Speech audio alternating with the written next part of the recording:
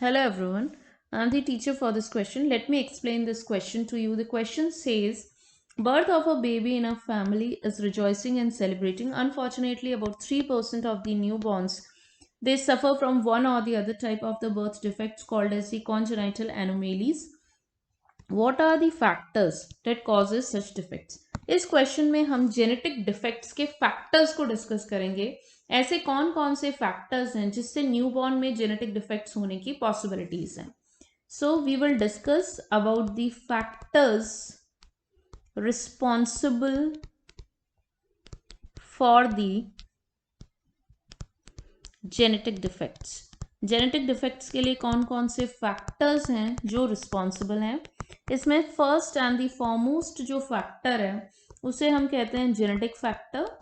देखिए, क्योंकि ये जेनेटिक डिफेक्ट्स हैं तो विदाउट डाउट ये जीन्स से रिलेटेड है.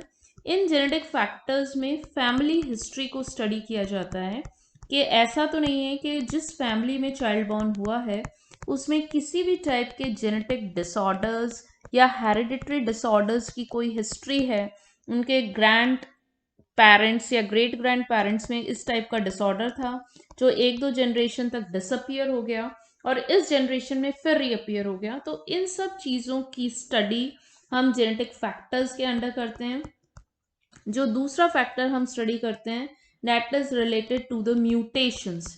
ये जो म्यूटेशन का जो फैक्टर है ये भी जीन से ही रिलेटेड है कि अगर किसी जीन में किसी वजह से म्यूटेशन या चेंजेस हो गए या क्रोमोसोम में किसी टाइप का डिसऑर्डर हो गया जो कि इस चाइल्ड में स्पेसिफिकली अपीयर हुआ, तो ये सब म्यूटेशन भी एक बहुत ही इम्पॉर्टेंट फैक्टर है जिसकी वजह से क्रोमोसोमल डिसऑर्डर्स या जेनेटिक डिसऑर्डर्स हो सकते हैं. और वो जो म्यूटेशंस हैं वो भी हेरिडिटरी हैं, क्योंकि अगर म्यूटेशन सडन चेंज होता है किसमें, जेनेटिक कॉन्स्टिट्यूशन में, और अगर वो हेरिटेबल है तो वो नेक्स्ट जनरेशन में जेनेटिक डिफेक्ट की तरह अपीयर होगा. नेक्स्ट पॉइंट जो हम इसके अंडर डिस्कस करते हैं वो है एनवायरमेंटल फैक्टर. एनवायरमेंटल फैक्टर का मतलब ये होता है कि जो प्रेग्नेंट लेडी है जब ये चाइल्ड बर्थ से पहले मींस जब वो फीटल स्टेज में था उस समय अगर प्रेग्नेंट लेडी का किसी भी टाइप से एक्सपोजर हो जाए रेडिएशन से, एनी टाइप ऑफ रेडिएशन और सच केमिकल्स सच एज ड्रग्स और एल्कोहल, कई बार देखा गया है कि कुछ केमिकल्स और रेडिएशन के एक्सेसिव एक्सपोजर से भी जो चाइल्ड बॉर्न होता है उसमें जेनेटिक डिफेक्ट्स हो सकते हैं.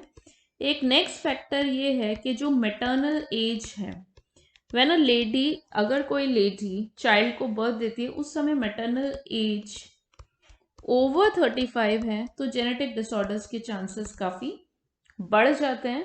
एट द सेम टाइम कई बार ये होता है कि लेडी को इन्फेक्शंस है, means the mother is suffering from any kind of infections. वो इन्फेक्शंस वायरल भी हो सकते हैं, बैक्टीरियल भी हो सकते हैं, एंड समटाइम्स वो infections STD means sexually transmitted diseases भी हो सकती हैं.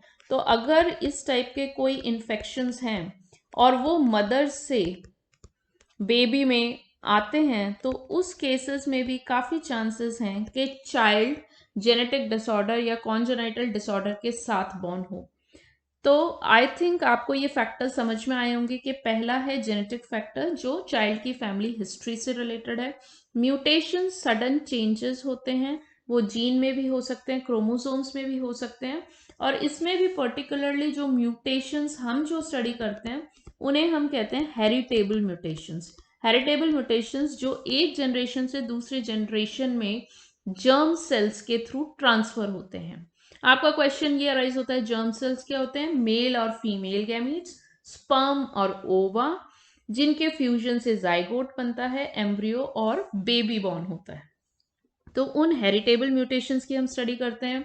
एनवायरमेंटल फैक्टर, किसी भी टाइप का रेडिएशन, ड्रग और एल्कोहल का इफेक्ट अगर वो कंज्यूम किया जाए प्रेगनेंसी के पीरियड में तो कई बार वो इफेक्ट जेनेटिक डिफेक्ट के तौर पर चाइल्ड के बर्थ के टाइम नजर आते हैं. At the same time maternal age जो लेडी का होना चाहिए इट शुड बी बिलो 35 होना चाहिए, और कुछ टाइप के इन्फेक्शन से भी जेनेटिक डिसऑर्डर्स होने के काफ़ी चांसेस होते हैं.